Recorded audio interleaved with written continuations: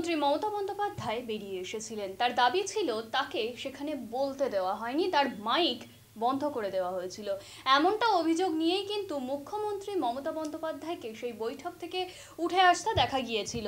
আর তার পরবর্তী সময়ই প্রতিবাদের জন্য সোমবার রাজ্য বিধানসভায় ডক্টর মানস রঞ্জন ভূঁইয়া একটি আলোচনা সভা বসানোর প্রস্তাব রাখেন, যেখানে ঠিক কী কারণে এমনটা ঘটানো হয়েছিল সেই বিষয়ে আলোচনা করা হবে এবং তার জন্য কি করণীয় সেই বিষয়েও কিন্তু তিনি আলোচনা করবেন বলেই জানিয়েছিলেন। কিন্তু আলোচনা শুরু হওয়ার কিছুক্ষণের মধ্যেই দেখা যায় বিজেপি পারিষদীয় দলের পক্ষ থেকে প্রতিবাদ জানিয়ে বিধানসভার কক্ষ ত্যাগ করে এবং তারাই রাস্তায় বেরিয়ে গিয়ে আন্দোলনের আকার নেয়, বিক্ষোভ দেখায়। এমনটাই চিত্র কিন্তু ফুটে উঠছে, দেখুন সেই ছবি।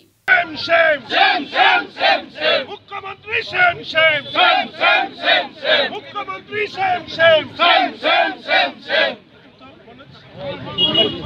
মুখ্যমন্ত্রী হায় হায় হায় হায় হায় হায় মুখ্যমন্ত্রী হায় হায় হায় হায় হায় হায় এই মুখ্যমন্ত্রী মিথ্যাচার মানছি না, মানব না, মানছি না, মানব না। এই মুখ্যমন্ত্রী মিথ্যাচার মানছি না, মানব না, মানছি না, মানব না। এই মুখ্যমন্ত্রী হায় হায় হায় হায় হায় হায় হায় হায় মিথ্যাচার করা মুখ্যমন্ত্রী হায় হায় হায় হায় হায় হায় সত্যের অপলাপ করা মুখ্যমন্ত্রী হায় হায় হায় হায় হায় হায় বারবার করে একই মিথ্যা কথা চলছে না, চলবে না, চলছে না, চলবে না। মিথ্যাচার মুখ্যমন্ত্রী চলছে না, চলবে না, চলছে না, চলবে না। মিথ্যাচার মুখ্যমন্ত্রী চলছে না, চলবে না, চলছে না, চলবে না। মিথ্যাচার মুখ্যমন্ত্রী চলছে না, চলবে না, চলছে না।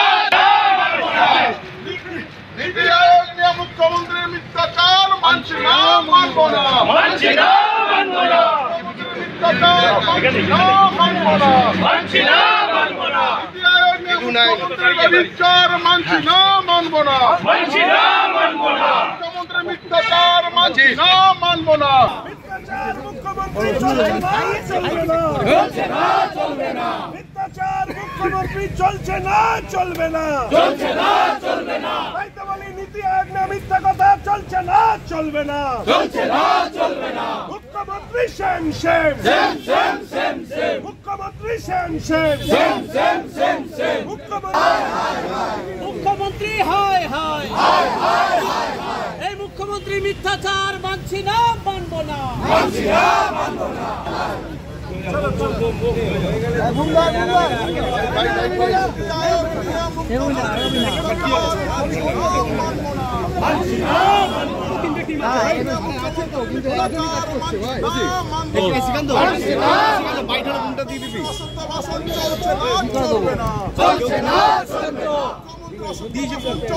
বলেন কর্পোরেশন, জেলা পরিষদ, মিউনিসিপ্যালিটিকে আর্থিকভাবে বঞ্চিত করে এই মুখ্যমন্ত্রী এবং তার দল উন্নয়নের যজ্ঞে সামিল করবার নাম করে তৃতীয় স্তরের সরকার, কর্পোরেশন, পৌরসভা, জেলা পরিষদগুলিকে একেবারে দখল করেছে।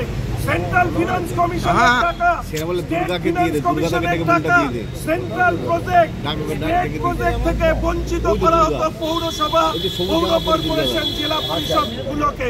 ফলে মুখ্যমন্ত্রীর অসত্য ভাষণ, আর সেই অসত্য ভাষণ নিয়ে বিধানসভার ভিতরে আলোচনা, সেটাকে আমরা বিরোধিতা করি, বাইরে এসেছি।